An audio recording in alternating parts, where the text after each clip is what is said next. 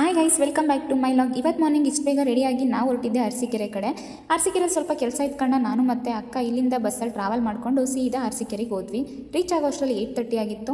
ಅದಕ್ಕೆ ಅಲ್ಲಿ ಸ್ವಲ್ಪ ಟಿಫನ್ ಮುಗಿಸ್ಕೊಂಡು ಹೋಗೋಣ ಅಂತ ಟಿಫನ್ ಮಾಡಿಕೊಂಡು ಜಾಜೂರಿಗೆ ಹೋದ್ವಿ. ಅಲ್ಲೇನು ಕೆಲಸ ಇತ್ತು ಆ ಕೆಲಸ ಎಲ್ಲ ನಾವು ಅಂದ್ಕೊಂಡಿದ್ದ ಟೈಮಿಗಿಂತ ಬೇಗನೆ ಮುಗೀತು. ಅದಕ್ಕೆ ಅಲ್ಲಿದ್ದಂಥ ಟೆಂಪಲ್ಗೆ ಹೋಗೋಣ ಅಂತ ದೇವಸ್ಥಾನಕ್ಕೆ ಹೋಗ್ಬಿಟ್ಟು ದೇವರಿಗೆ ಒಂದು ನಮಸ್ತೆ ಹಾಕಿ ಆ ಹೂವಿನ ಅಲಂಕಾರ ನೋಡಿಕೊಂಡು ಹೊರಗಡೆ ಬಂದ್ವಿ. ಇನ್ನೂ ಟೈಮ್ ಇದೆ ಬೆಂಗಳೂರಿಗೆ ಹೋಗೋಕ್ಕೆ ಅಂತ ಥಿಂಕ್ ಮಾಡ್ತಾ ಅಲ್ಲಿಂದ ಸೀದಾ ಆಟೋದಲ್ಲಿ ಹೊರಟಿದ್ದೆ ಜೇನುಕಲ್ಸಿದ್ರು ಬೆಟ್ಟಕ್ಕೆ. ಅಲ್ಲಿಗೆ ಹೋಗ್ಬಿಟ್ಟು ಹೂವು ಹಣ್ಣು ಕಾಯಿ ಎಲ್ಲ ತೊಗೊಂಡು ಮೆಟ್ಲು ಹತ್ಕೊಂಡು ಹೋಗ್ತಾ ಇದ್ವಿ. ಮೆಟ್ಲು ಹತ್ಕೊಂಡು ಹೋಗ್ಬೇಕಾದ್ರೆ ಸ್ವಲ್ಪ ಸುಸ್ತು ಅಂತ ಫೀಲ್ ಆಯಿತು.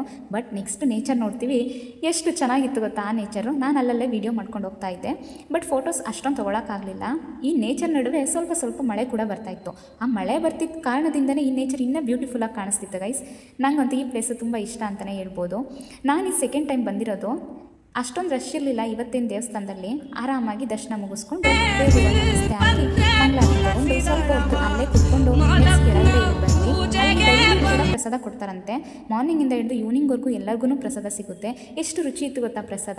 ಹೊರಗಡೆ ಬಂದು ನೋಡ್ತೀವಿ, ಫುಲ್ ಮಳೆ. ಆ ಮಳೆ ನಡುವೆ ಬಸ್ನ ಹತ್ಕೊಂಡ್ಬಿಟ್ಟು ಸೇಫಾಗಿ ಬೆಂಗಳೂರಿಗೆ ರೀಚ್ ಆದ್ವಿ. ನಾನು ಈ ವಿಡಿಯೋದಲ್ಲಿ ಒಂದು ಹಾಕಿರೋ ಲೈನ್ಸ್ ಎಷ್ಟು ಚೆನ್ನಾಗಿದೆ ಅಲ್ಲ, ನಂಗಂತೂ ಇಷ್ಟ ಆಯಿತು ಗೈಸ್.